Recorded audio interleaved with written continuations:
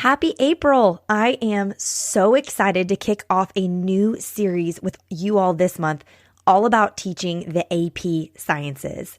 If you aren't familiar, AP stands for Advanced Placement, and these are courses through the College Board that give students the opportunity to take a college-level course in high school, with a chance of earning college credit if they are able to pass the AP exam at the end of the year. Each week in this series, I have a guest interview for you where I interview a current AP science teacher to get all of your questions answered. On deck, we have AP Biology, AP Environmental Science, and AP Chemistry, but we are starting this series with AP Physics. Now, before you turn this off because you've never taught AP Physics and never plan to, please stick with me. There is so much goodness in this episode for any AP teacher to get from it.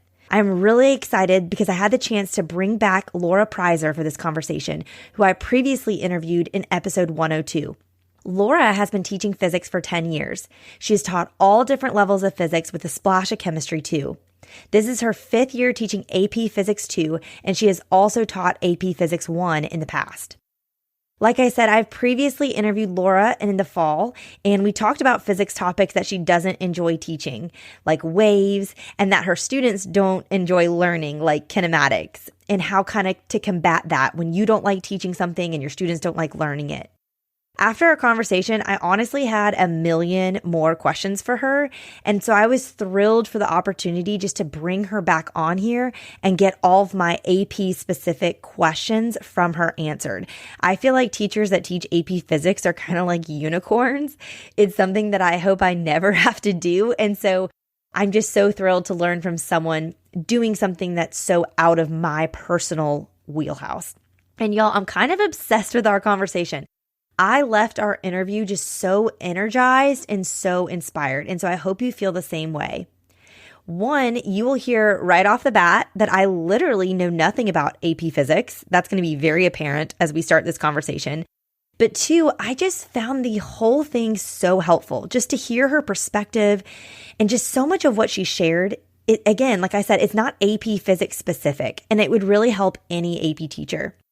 She talks about a new change she has made in her classroom this year that has now left her with 4 weeks of review time before the exam, which I know some of you are like absolutely balking at. And of course, at this point, there's no time to do that now, but you can learn from what she's done and potentially make changes for next year.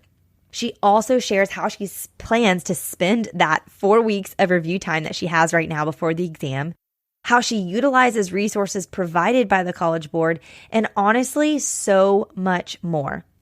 I love hearing how teachers do things differently from how I used to do them, and I think you will get some amazing ideas from how Laura does things in her AP classroom. Are you ready to hear more? Let's dive in. This is Secondary Science Simplified, a podcast for secondary science teachers who want to engage their students and simplify their lives. I'm Rebecca Joyner from It's Not Rocket Science.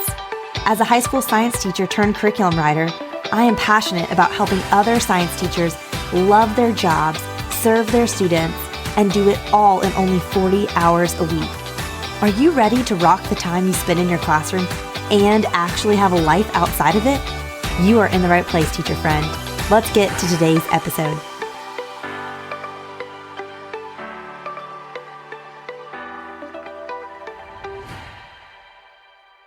Laura, welcome back to the podcast.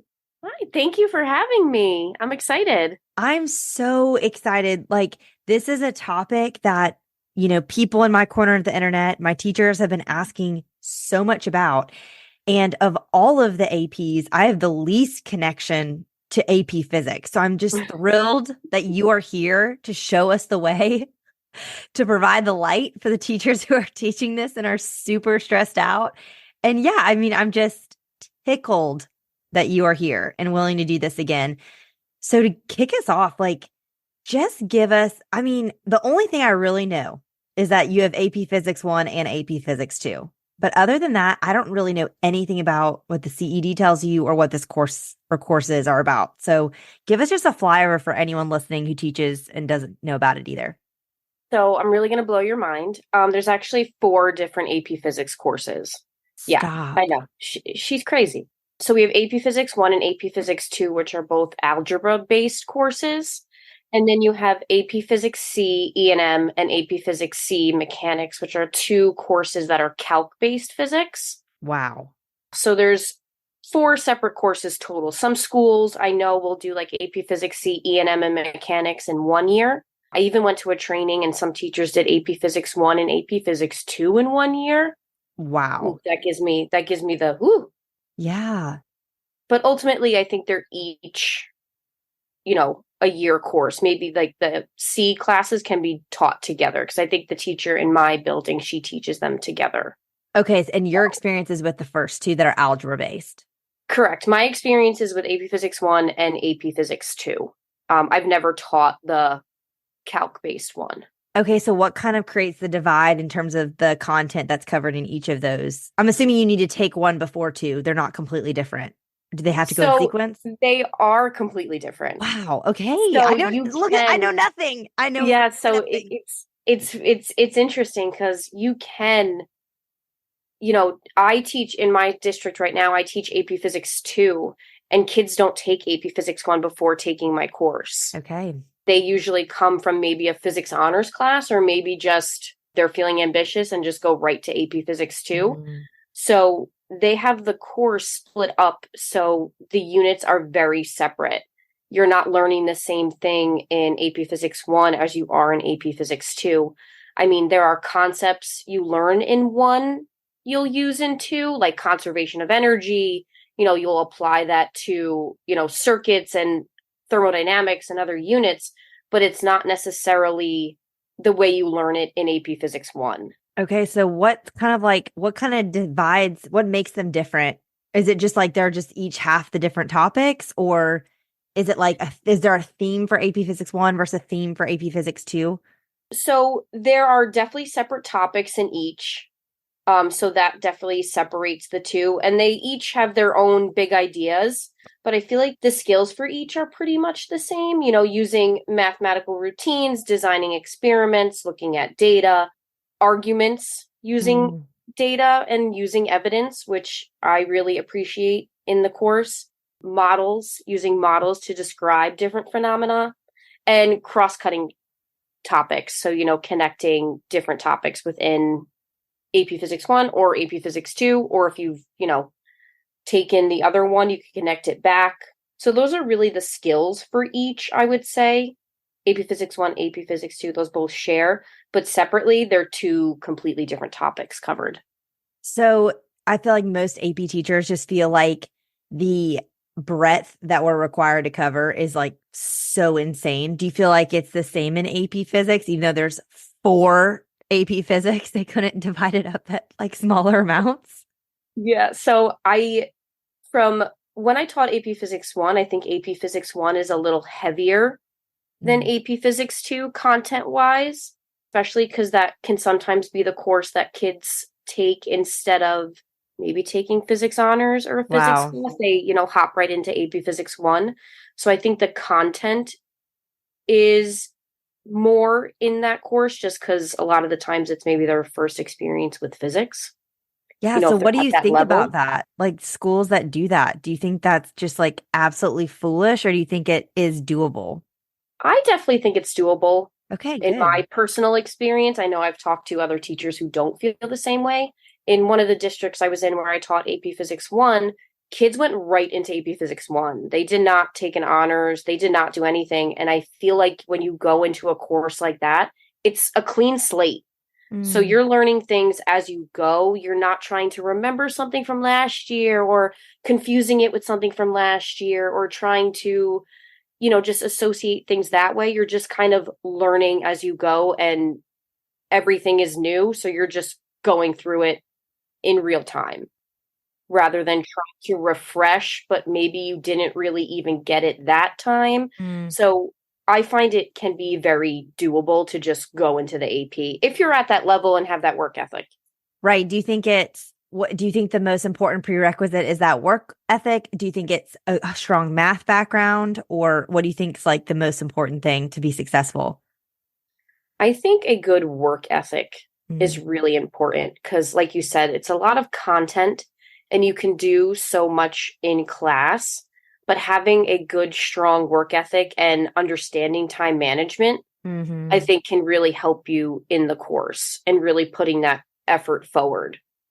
I've seen kids who realize in the beginning of the year, oh, this is what this course is like. Mm-hmm. Okay, let me pause, gather myself, and figure out what I need to do to be the most successful. Mm. So thinking of that, like in needing these kids to have the strong work ethic, do you feel like you're having to recruit students to sign up, or are they willingly wanting to take your course? Like, I know, especially in these last few years, so many students are taking like these dual enrollment courses, at the local, tech school or whatever. Maybe you have a local university where you are, Mhm. and it feels like more of a sure thing than taking an AP course. So I don't know if you have struggled with recruitment, but how do you feel like that has gone to kind of recruit students to try a really hard course and work really hard? Yeah, so that's really interesting. So my district right now, we don't offer too many Mm, science classes through a university. So AP is kind of their only route if they want to take a higher level science course. So, that helps. it's just kind of like talking students through it. Some are always like, well, I'm not sure if I should take it. Is it hard? And, I'm not the sugarcoating teacher. So I'm like, yes, it's hard, but you Yeah. can do hard things. You later on in life, you will be doing hard things. So I like to set up my course so I really teach them how to have these independent skills Mm. to succeed, whether they go to college or the real world where you have to be accountable for yourself. Well, and I love all of those skills that you listed at the beginning, describing the skills that are exist in both AP Physics 1 and 2, because they're skills that transfer to any discipline. Like you said, the model studying, the argument and being able to defend your argument, analyzing data, those are all critical life skills. So huge perk there for sure. Okay, so what do you love about what you are required to teach in this course and how the exam is written? What are some things that you think are really positive about it? I love having students explain their answers. Mm. I know this sounds and like explain their answers, and they do paragraph length responses on my exam. So a lot of the times when kids come to me, they haven't really written paragraphs in science. So true. Maybe like a conclusion paragraph or something summing up their findings, but having to justify and explain something they're seeing or a reaction that's happening and whatever the problem may be is always a struggle, but I think that's a good struggle. Mm. I think it's really great to have that writing piece in the course. Everyone thinks we're just plugging and chugging the whole way through, but it's so much more than that, which I do really appreciate about this course, about the courses, because you do it in 1 and 2. That really reminds me of when I took AP statistics. I took it because my favorite math teacher in high school taught AP stats. So I was like, I'll do AP stats. Like, I didn't really even know anything about stats. And I remember being like, why are we writing so much? But it was Yeah. like learning how to like use statistics and, like you said, defend something and like Hmm. really back it up with numbers and words. It was a really great life skill. It was the most practical AP course I ever took. Yes, and I think that's one of the biggest struggles because I know I always when I hand out a paragraph length response free response question, everyone is just like, "Oh man, here we go." Mhm. Because you have to make sure you're answering all parts of their question, and you also have to know what you're talking about. Mm-hmm. Absolutely. Okay, so what do you not like about the test or maybe the CED and what's required of you? Sometimes it's not that I don't like it.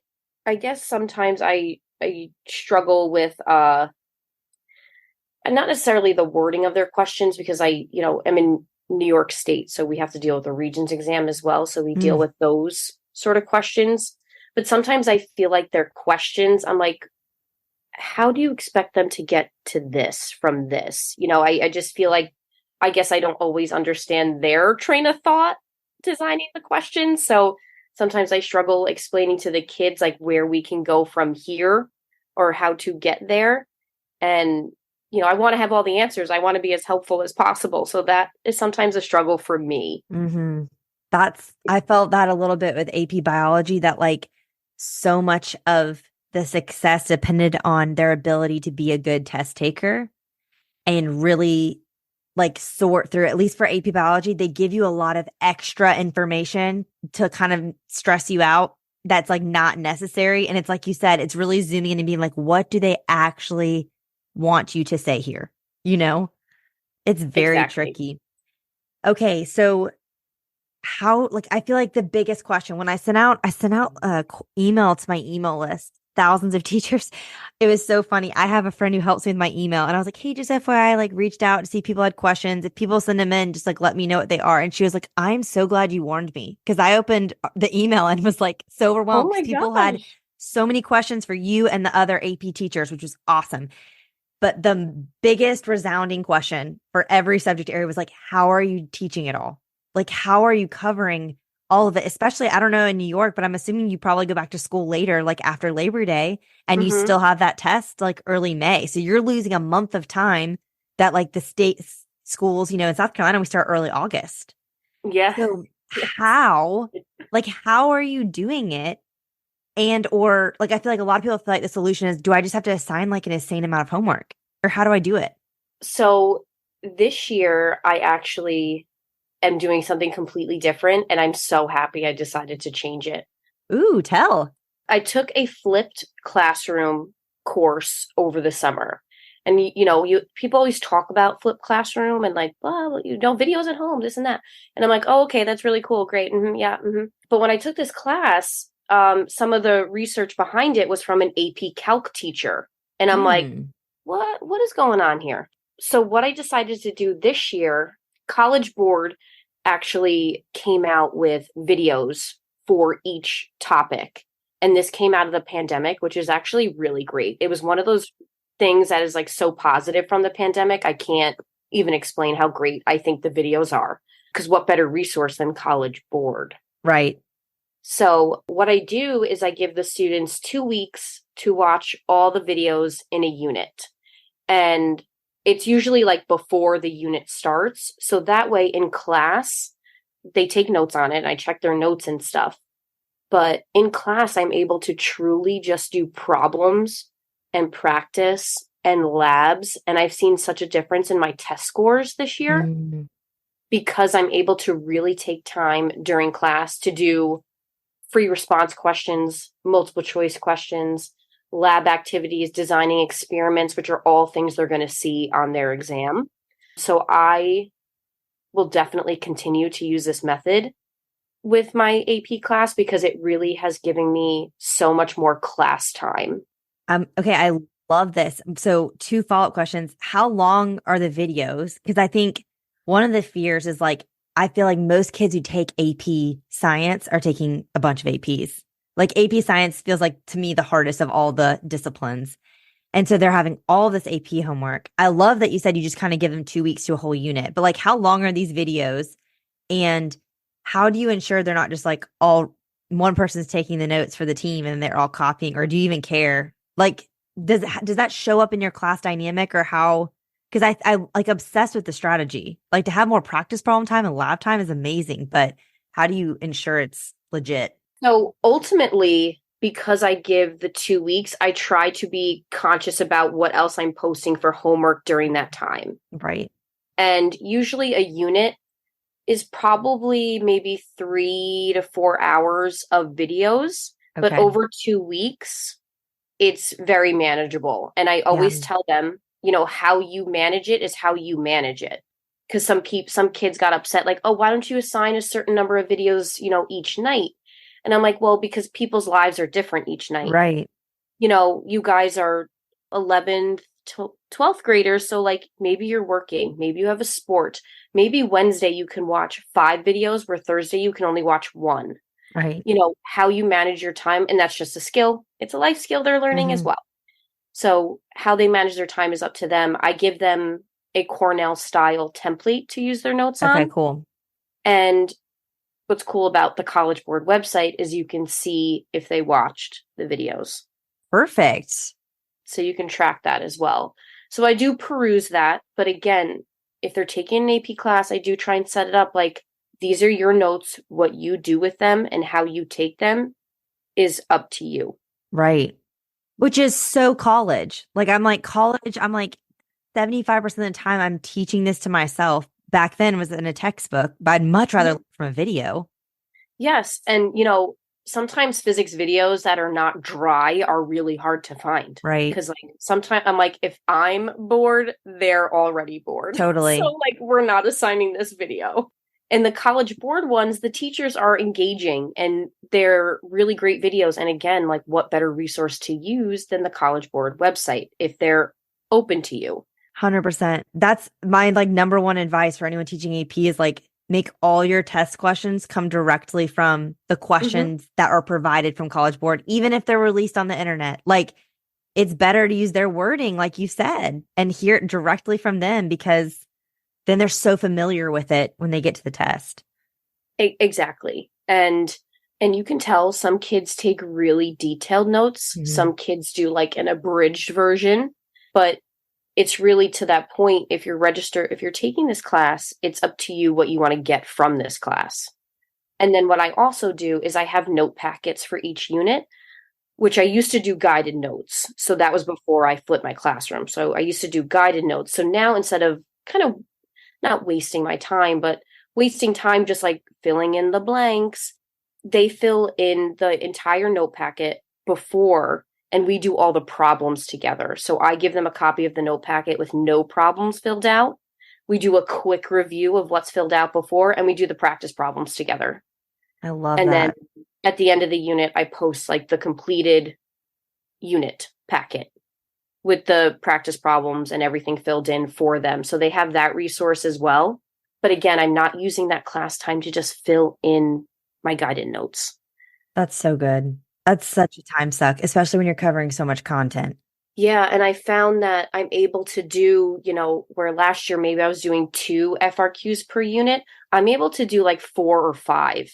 That's awesome. So they have a lot of exposure to the different FRQs per unit. That's amazing. Yeah, what's nice is I haven't even really touched some of the practice problems in AP Classroom. So I can use that for review, which I will have maybe about 3 to 4 weeks of review. That's awesome. That's so much good time. It's really great. I really recommend trying it. And I usually check in with my students via like a Google form, and they really are liking it as well. Okay, love that. So do you use a textbook at all? I give them a textbook, 2 textbook options, because there is one that I do really like, and I just have it there as a source. In my note packet, sometimes I did copy some images I liked, and I said, this is from the textbook. You can find this on this page. If they do want to go and look through it, it's a digital copy, so it's not Mhm. I'm not handing them a textbook or anything. And then there is a completely digital textbook I like, so they can use that as a reference as well. Okay. People are always asking about textbooks, and I hated using them, but I did for AP Bio because I felt like in college, there were some classes I desperately had to learn from a textbook and I never had before. So I kind of had to Mm-hmm. figure it out. So I'm always kind of intrigued to hear what people think about that.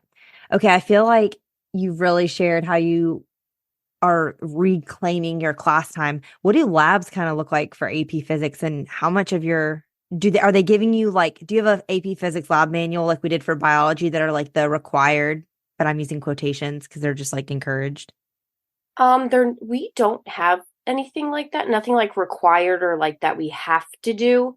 They give you some experiments that you can do, different activities for you to do. So they try and give you some ideas, which is nice.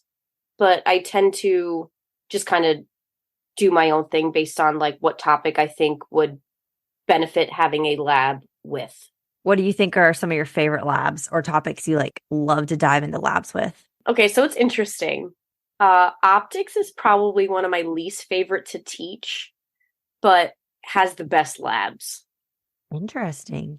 I think one of those old reliable labs is the optical bench lab, where you set up the lens on the meter stick and you have the candle and you're trying to find the image of the candle using Mm. the lens. I think that's always a crowd pleaser.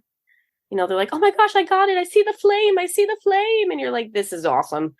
Or I always do index of refraction lab. So figuring out how much light bends in a material. I always do jello. I think you just were prepping that on Instagram the other day. Yes, I yes. love that. Let me tell you, it's a completely different vibe when it's Jello versus like oil.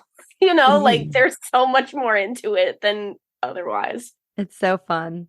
It is. And then we do width of a human hair. So that's very cool. So they shine the laser on the hair. So looking at diffraction grading and stuff, looking at that pattern and interference, that's a really cool one.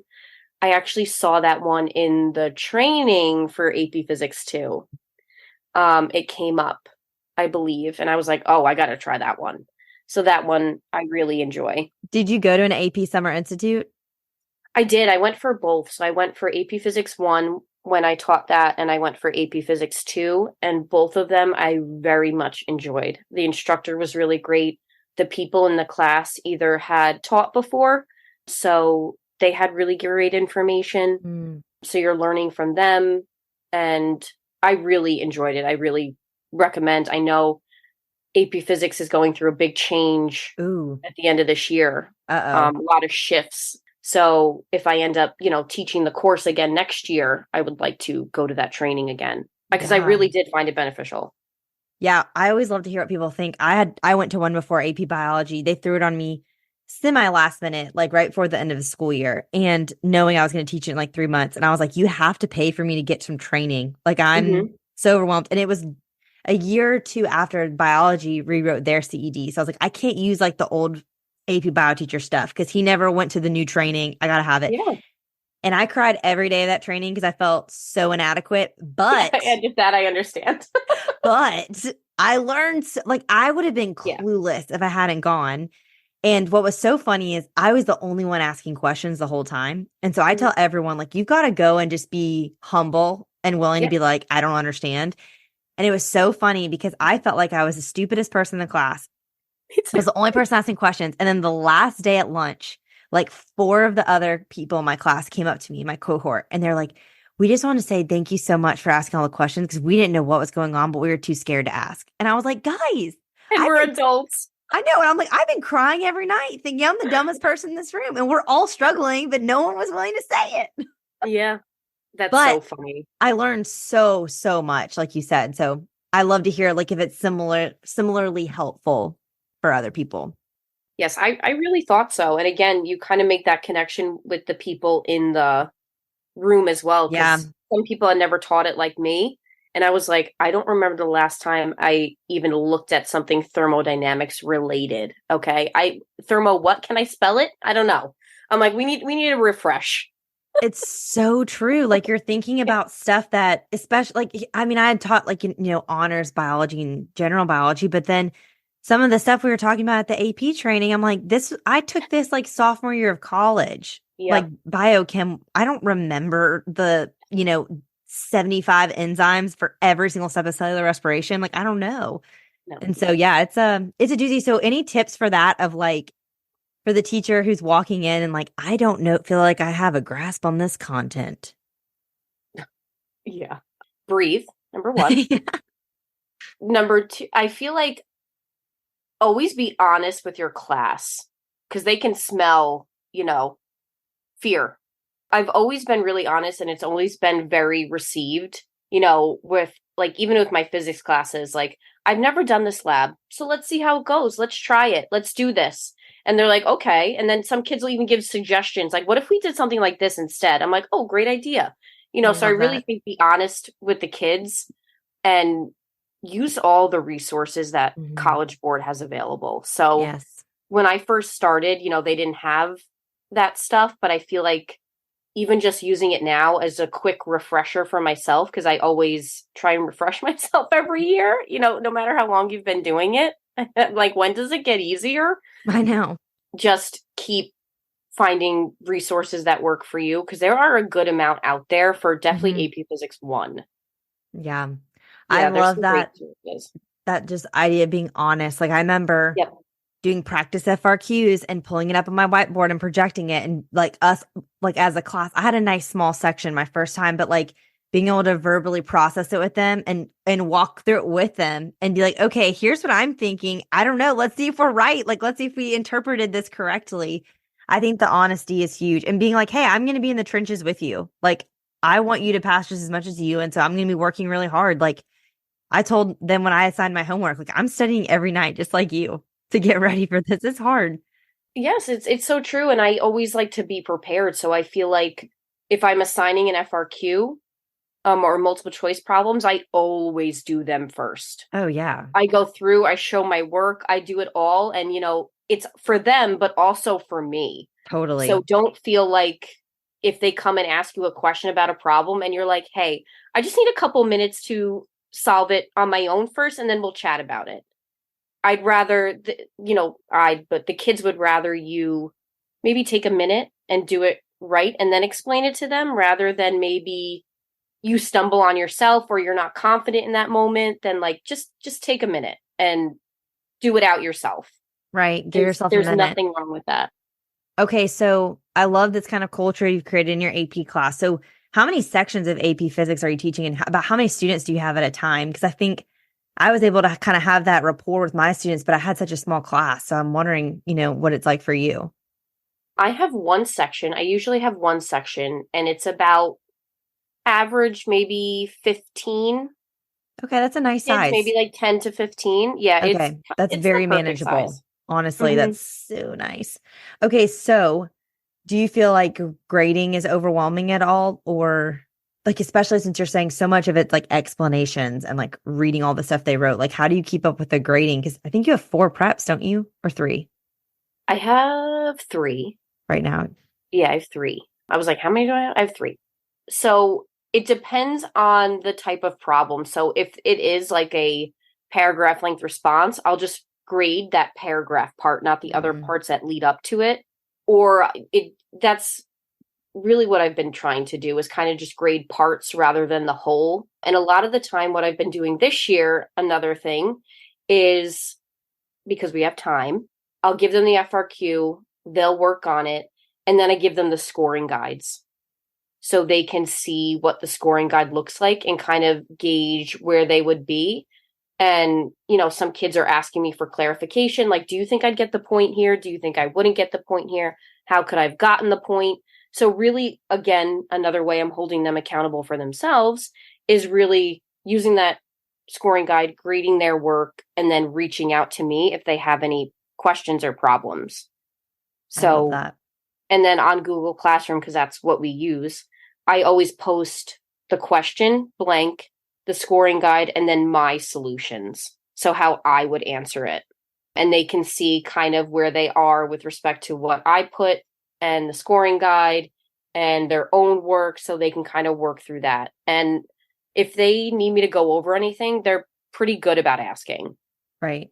So obviously, like I mean, at least all of the biology ones are on the internet, like all of the FRQs. So do you feel like, I mean, I feel like some students are just going to cheat. Do you just kind of like let them do it? Like if they just find the answers themselves and are not actually trying, you just say, you're just going to be screwed later? Or do you feel like you have any tips for preventing that? So for something like that, it's almost because my district, everyone has a Chromebook. So if it was a situation like that, then it's put your Chromebooks away. You can use your notes, you can use Mhm. your reference table. But I really like when they work and talk collaboratively because I Mhm. think they really do help each other in those ways. Then it's just, like you said, kind of a what do you want to get out of this? Do you Right. want to just copy it offline? Or do you want to work through it and maybe leave that spot blank because you need to go over it? There's Mhm. nothing wrong with that because someone else probably left it blank as well. So that's kind of where I sit there. I think that's great. I think like we can almost be driven crazy trying to prevent all these cheaters. And like at the end of the day, like they will cheat if they want to cheat. They will find a Hmm. way. And so it's like, stop. I'm like, kind of like my newest mindset is like, stop wasting all your energy trying to, I mean, don't be silly, but don't waste your energy trying to prevent something and just focus on the students who are really trying because those kids are not going to pass the AP exam, you know? Oh, and that's exactly it. And it's interesting because I do take home tests. So all of Oh, my tests are take interesting. home tests. Laura, Yeah. tell us more about this. Yes. So I've been doing this. I think it's helpful. I think there are really a lot of benefits to take home tests, and maybe some people like don't agree with me, and that's okay. No, yeah, it's just interesting to learn from other people and what works for them. Yeah. So I've been doing take home tests since I started AP Physics 2, mostly because I know it sounds silly, but like I didn't want to waste a double period or 3 class periods on an exam. And at first the kids are like, "Oh my gosh, a take home test? This is going to be great. I'm going to get 100." But then they take it home and they're like, "Whoa, lady, this was hard." Mm. And there's a bunch of rules that I set out for the take home test. So they have guidelines that they read and signed off on that they would follow for the test.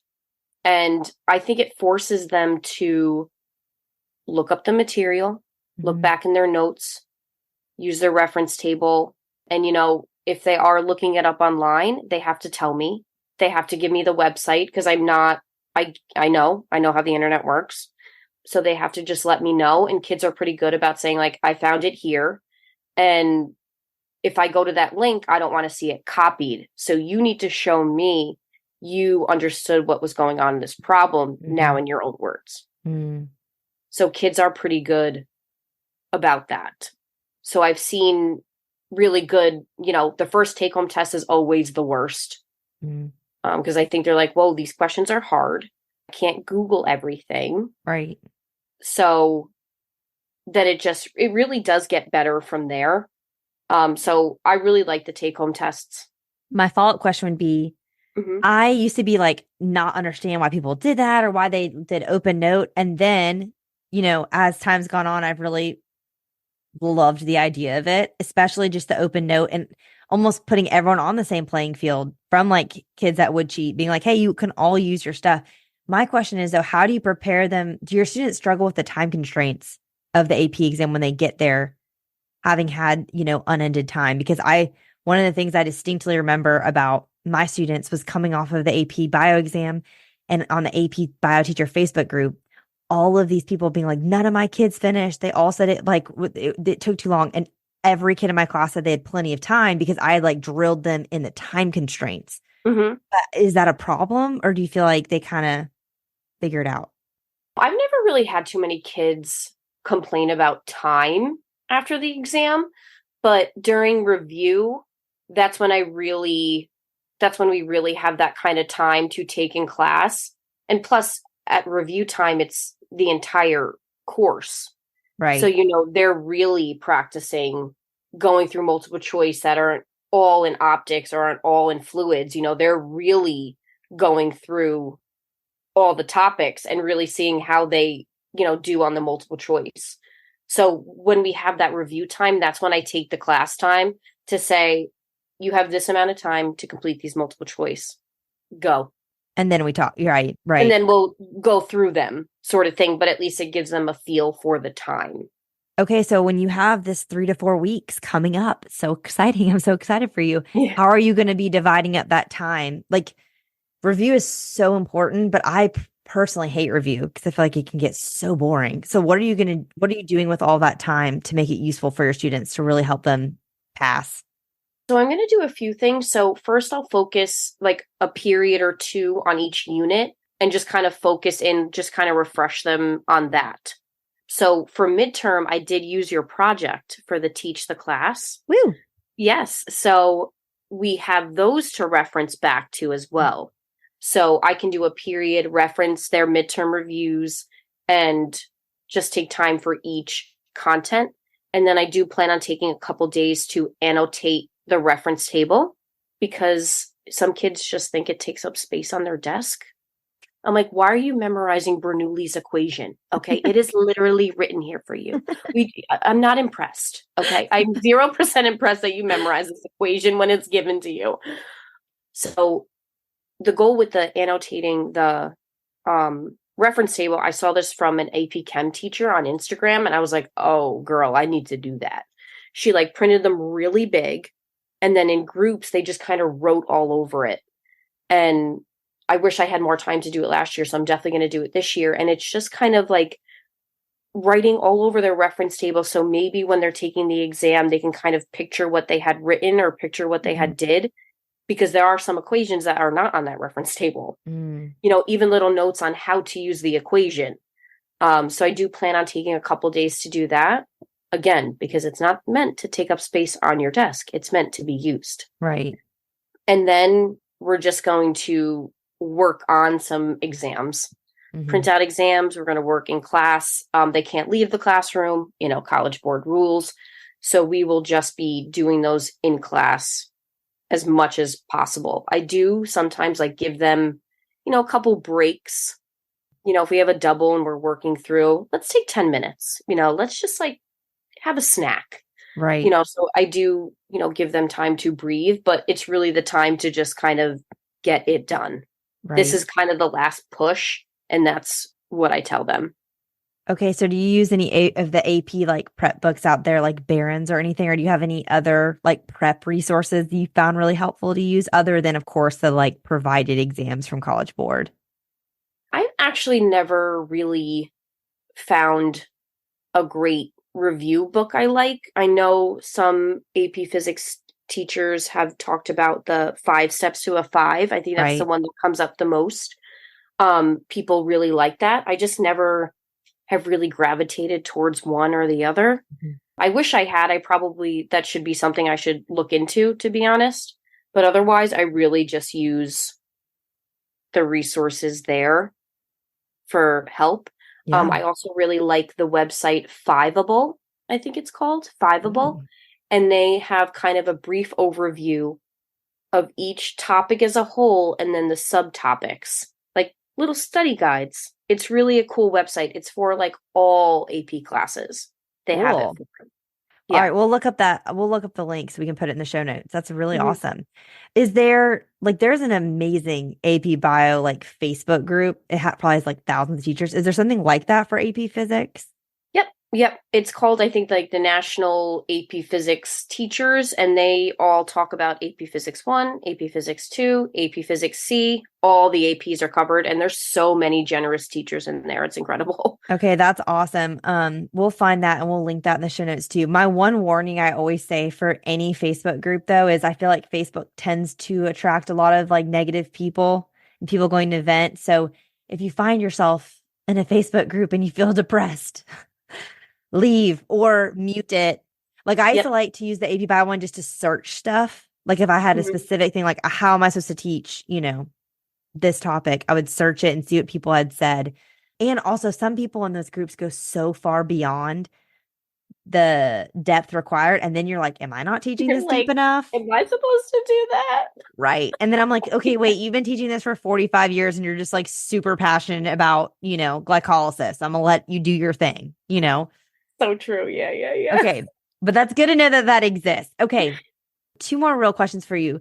We've kind of touched on this, but I just think the apathy post pandemic is so high in students. And I feel like teachers are really having a hard time motivating those students that just aren't motivated.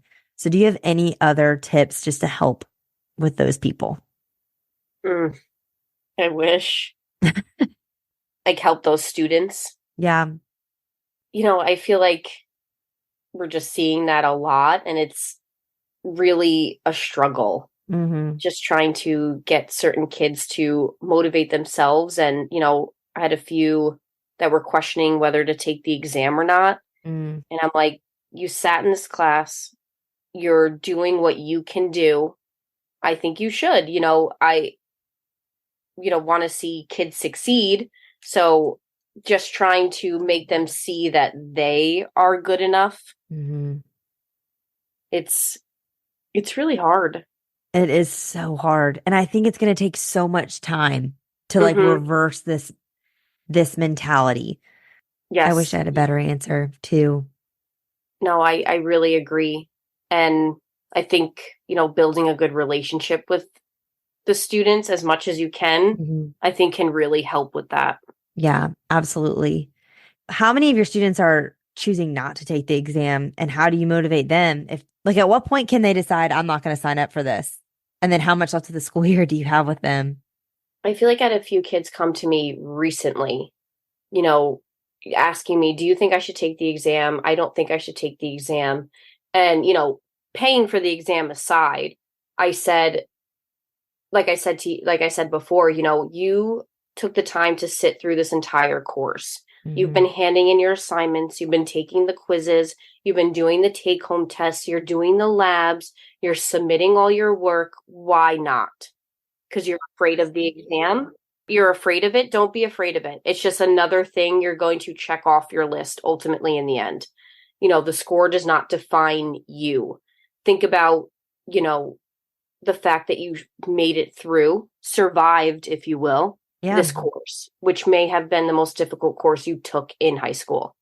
Well, and no one has to know your score. Like you don't have, No it's one not has going to to be on know. your transcript. So it's like, it's fine. And it's no one's business. If someone asks you, be like, none ya, okay? Yeah. None ya business. Because, like, it's not. That's Right. something I always tell them. And I'm like, when I give back your quizzes, your grade is your grade. Hmm. Don't you dare make someone feel bad because they won't tell you their grade. Don't ask a Totally. 100 times someone else's grade I know it's, alone. they're so annoying when they do that. It's so annoying. I know I had one student who I really wanted to pass the exam because she tried so hard and she got Hmm. a two. And it like hurt when I saw her score because I just was like, I know how much effort you put in. And so Yeah. because it's like July when the scores come out, I reached out to her like personally and I was just like, I just want you to like not feel any shame about this. Like, especially for AP Bio, like, unless you get like a five or maybe some schools a four, you're not going to get out of that taking the class again anyway. But Yep. I'm like, you Same. learned so much valuable stuff from this. So like you're gonna take Hmm. it and then when you take Bio 101 in college, it's gonna be such a joke for you because you've already like done all this other stuff. Exactly. It's exactly. It's like you don't realize how much work you're and effort you're putting in until you're, in a different setting where maybe it's not as difficult and you're like, Mm. whoa, I've done harder than this. Totally. Okay, so big question is like the people who, so this will be coming out like April 1st.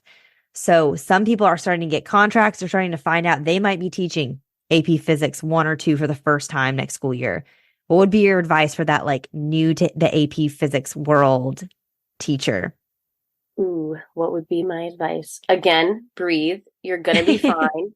It's exciting because you're gonna get the type of kids that want to be there. They Mm. want to learn. They want to be challenged and do what you can over the summer to prep yourself for at least maybe the first unit.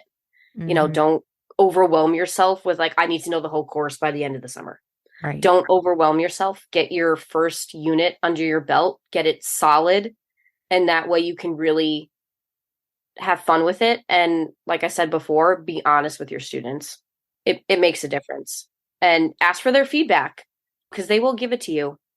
And they're honest about it, which is really who you're trying to get through to. So whatever you Mhm. can do to help them better, you want to do. Yeah. And I used to take feedback like so personally. Oh, It's hard, but that then I can be kept it hard. in. Yes, yes. Don't take it personally. Right. But I had to be like, okay, I am a teacher. That is my job. It is not defined who I am as a person. Yep. And also understanding like these are teenagers. Some of them are just going to be rude out of spite. Like it isn't, they're trying to hurt me. Like I need to really laser in. And I would tell them that too when I'd ask for feedback. Like if you think I was the worst at this, like that's fine, but like give me really specific things. Yes. Yes. Like, what was it that was like super not helpful or way too much? Or don't just be like, you're my least favorite person on the planet. I never want to see your face again. I'm Yeah. like, that doesn't help me. Yes. You're like, no. Oh my Oh, God. goodness, And I teenagers. feel like when you teach an AP class, and I don't know if you felt this way as well, but like you have a different relationship with those kids. It's a different vibe in the room. While you are doing hard things in the room, it's almost a little bit more relaxed. Yes. If that makes sense, you have a different relationship there. So that is really cool. I was like obsessed with that because every student I had in that course, I had taught either general or honors biology their freshman year. So then I had them again as a junior, senior, and I like run such a tight ship with freshmen. Like Mhm. I don't play at all. And it was so funny because especially the boys were like, you are like so much more enjoyable in this class. I'm like, but I can be because we're at a totally different caliber. Yep. You all are 2 to 3 years more mature than you were. I was training you for high school. Now, like I'm hopefully training you for college, but to me, the stakes just feel so much lower. Like, I love AP because I just feel like it's an opportunity to prepare for college, but so few of us are actually going to skip courses in college. Like, I know I feel like that was the original goal, like get your credits, but I'm like, now it's more like about let's just have like a great learning experience and be really prepared as a student. I don't know. Yep. I totally agree. And that's kind of how I set up, my class. Obviously, we have to take an exam in May, Right. but I really tell them, I'm like, this is your opportunity to take care of you, to learn what you need, how you need to organize yourself, how you need to schedule your things, how you need to do things to get things done, what works for you. I love that. And how you create that space too with your flipped classroom. Like you figure out how to time manage and how you like to write notes and you do what's best for you. Yeah. And like I said, I really have been enjoying that this year. Yeah. This is a safe space, like to do it before you are like, thrown to the wolves wherever you go to college. Yep, exactly. Okay. Well, I asked you this the last time you were on the podcast, but it's tradition. So I would love to know, because this is the Secondary Science Simplified podcast, what is one way that you have been simplifying your life recently? I would have to say with grading. Ooh, so yes. I definitely have stopped the grade every single thing all the time, every single word. And has anyone died? No, no one has. Shockingly. No one has. Okay. If anything, I'm happier, I think. I've been grading some things on completion, low points. But then if it is a bigger assignment, I grade kind of like the part that's most important, if you will, like the conclusion paragraph or the analysis, the graph. I grade certain things, not the whole. I love that. My life is way better. That was like my favorite thing to do with labs. And they'd always want to know, like, what are you going to grade this time? And I'm like, you'll see, like, it's a surprise. And then we did peer grade for the rest of it. But I was like, that's the only way I can keep up with all of this. It's an insane amount to grade. Too much. Yes. It's too much. Well, seriously, this is a delight for me. I hope it's a delight for my listeners. How can they stay connected with you, moving forward? Yeah. So I'm on Instagram, Mrs. Preiser. I also have an AP Physics 2 review Instagram. Oh. So I got this idea from an AP Bio teacher. I cannot take credit for it. She is like a superstar in the AP Bio world. So I was like, I need to do that too. So I created the review Instagram. So I post questions daily and some review videos, some, funny reels. Obviously got to add a little humor in there. So I started that last year and I've been doing it this year again. It's just another way to see a review, with my students. I tell them to follow me and some of them do. So now they just see me in their story. I love that. Electrostatics question. I love that. And yeah, you can make it like a quiz on there and everything. Yeah. I bet I always felt like the memes after the exam too that come out that students create are so funny. So that's like a perfect account to share those. We will definitely link all these things because I know all the AP physics teachers listening are going to want that. And I just think these are helpful conversations, even if you don't teach AP physics, because there's so much that, can transfer among the disciplines. So, oh, yeah, definitely. Definitely. Thank you for taking the time to be here. Yes, thank you so much for having me. Thank you so much for listening to today's episode and my interview with Laura. You can find all the links mentioned in the show notes at itsnotrocketscienceclassroom.com/episode 124. And you will definitely want to go there so you can find a link to her AP Physics 2 review Instagram. That will be such a great resource for you and for your students. And if you are listening and you teach AP Physics, it is your turn to leave a rating and a review. Let me know you're here and that you're listening and that you're enjoying the podcast, wherever it is that you listen to podcasts. I would love to hear from you because like I said at the beginning, you AP Physics teachers are unicorn teachers to me. So I want to know that you're out there and that you exist, okay? And tune in next week to hear from a current AP biology teacher with all of her wisdom and experience. All right, teacher friends, that wraps up today's episode. If you're looking for an easy way to start simplifying your life as a secondary science teacher, head to itsnotrocketscienceclassroom.com/challenge to grab your classroom reset challenge. And guess what? It's totally free. Thanks so much for tuning in, and I'll see you here next week. Until then, I'll be rooting for you, teacher friend.